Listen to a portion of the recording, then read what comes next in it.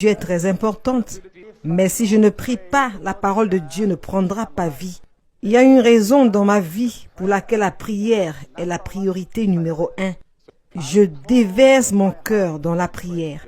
Je ne suis pas assez intelligent pour enseigner quoi que ce soit cet après-midi, mais je veux partager avec vous l'expérience que j'ai eue jusqu'à présent en Jésus-Christ.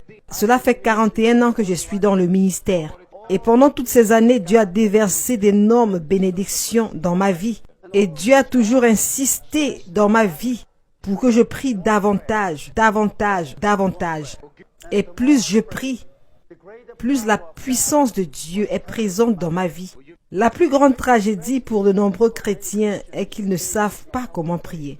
Ils ressentent la nécessité d'une vie de prière régulière. Mais quand ils veulent vraiment prier, ils se sentent bloqués. Dans notre marche chrétienne, parfois nous avons besoin de prières d'urgence, des prières urgentes. Dans ces cas-là, nous devons faire de prières spéciales. Mais dans notre vie quotidienne, nous avons besoin d'une vie de prière chargée et régulière. L'une de nos sœurs était dans la salle d'urgence de l'hôpital. Elle avait besoin d'une prière urgente. Il lui fallait plus que des prières régulières. Mais elle ne savait pas comment prier. Elle était mourante d'un cancer de cerveau. Le médecin lui avait dit qu'elle n'avait que 5% de chance de survie. Alors elle ne savait pas ce qu'elle allait faire. Le lendemain, on allait l'opérer. Mais ce jour-là, elle s'est souvenue de mon enseignement sur la prière. Elle était aveugle et sourde à cause du cancer. Alors elle a demandé à son médecin d'écrire la prière du Notre Père. Et elle a décidé de faire la prière du Notre Père 1000 fois. Il lui a fallu environ 8 heures pour faire la prière du Notre Père 1000 fois. Quand elle était à la 99e fois, rien ne s'était passé. Mais quand elle a fait la prière du Notre Père 1000 fois, soudainement le ciel s'est ouvert. La puissance de Dieu est descendue sur elle. Elle a été grandement impactée par la puissance de la guérison. Soudainement, elle pouvait voir et elle pouvait entendre. Elle a crié, elle a sauté en disant « Je peux voir, je peux entendre ». Les médecins l'ont amenée dans la salle de radiographie et ils ont examiné attentivement son état. Ils n'ont pas pu trouver une seule trace de cancer dans son corps.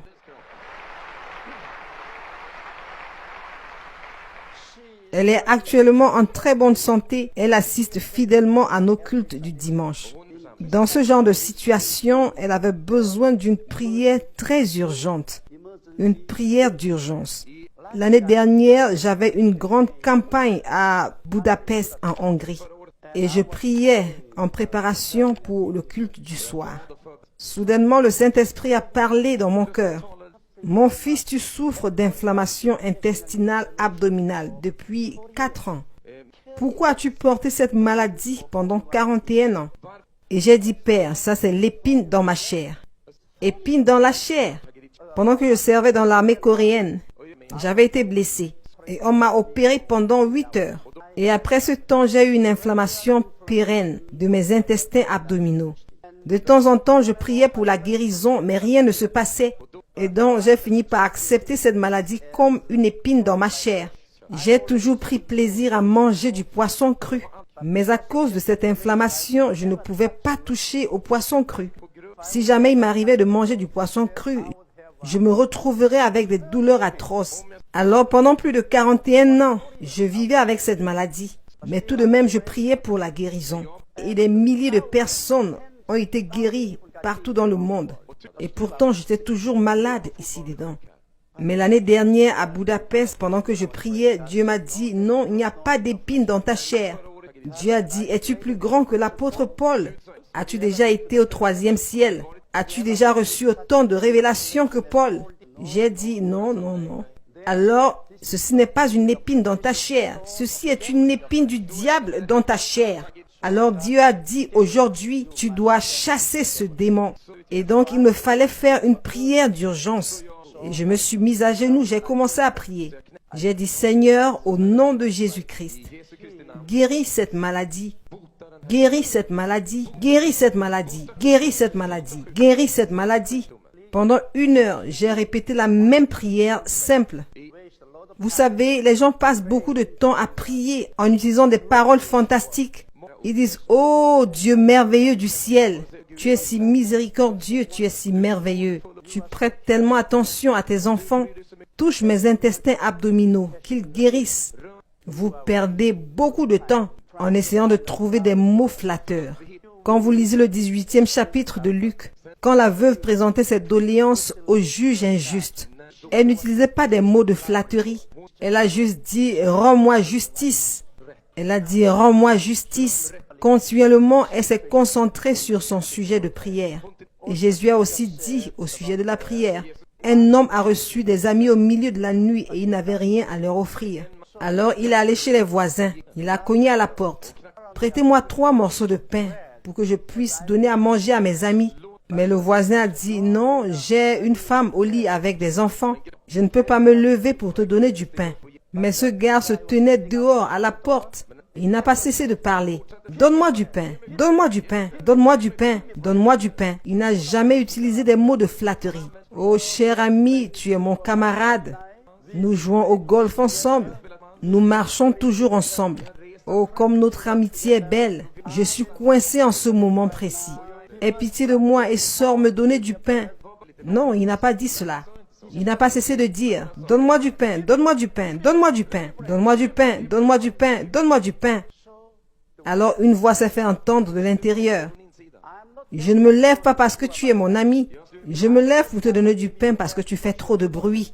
Alors lorsque vous avez un besoin urgent de prière, alors je me suis concentré sur ma prière. Guéris-moi, guéris-moi, guéris-moi, guéris-moi, guéris-moi, guéris-moi, guéris-moi. Pendant plus d'1 heure, j'ai fait cette prière et j'ai ressenti une grande paix. Je suis rentré à la maison et j'ai commencé à manger du poisson cru. J'ai été complètement guéri.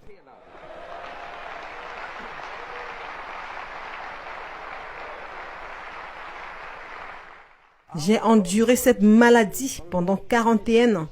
Tout récemment, j'ai eu une expérience particulière avec Dieu. Chaque nuit, je me réveillais 3 à 5 fois pour aller aux toilettes. J'allais uriner. Et finalement, j'en avais marre. Bien sûr, si tu te réveilles 3 à 5 fois la nuit, tu ne peux pas dormir. Alors un jour, j'ai décidé de prier par rapport à cela. Alors j'ai dit, oh Dieu, guéris-moi. Guéris-moi de ce besoin pressant d'uriner. Guéris-moi, guéris-moi, guéris-moi. Et je me suis endormi.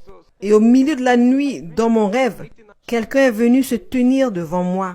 Mais je n'ai pas pu voir son visage. J'ai dit, qui êtes-vous? Il a dit, je suis ton Dieu. Il a dit, j'ai entendu ta prière. Et je suis descendu avec un cadeau pour toi. Je pouvais voir le paquet, mais je ne pouvais pas voir la personne qui le tenait. Parce que Dieu est esprit. On ne peut pas voir Dieu. Dans ma vision, quand Jésus est apparu, je pouvais voir Jésus. Mais quand le Père est venu, je ne pouvais pas le voir. Et elle a détaché le paquet. Et il a dit, tu sais, tu vas aux toilettes 3 à 5 fois chaque nuit. Alors j'ai spécialement préparé pour toi. Dieu a dit, détache ta ceinture. Et donc je l'ai détachée. Il a placé cette paire de reins au-dedans de moi. Alors Dieu a dit, maintenant que tu as une capacité extra, tout ira bien pour toi. Depuis hier, je ne visite les toilettes qu'une fois la nuit. J'ai été complètement guéri.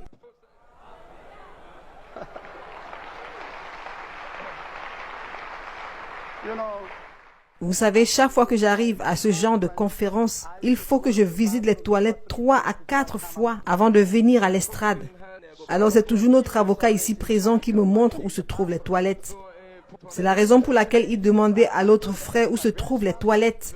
J'étais en train de rire. Parce que Maître Kim ne savait pas que j'avais une nouvelle paire de reins. Je n'ai plus besoin de savoir où se trouvent les toilettes.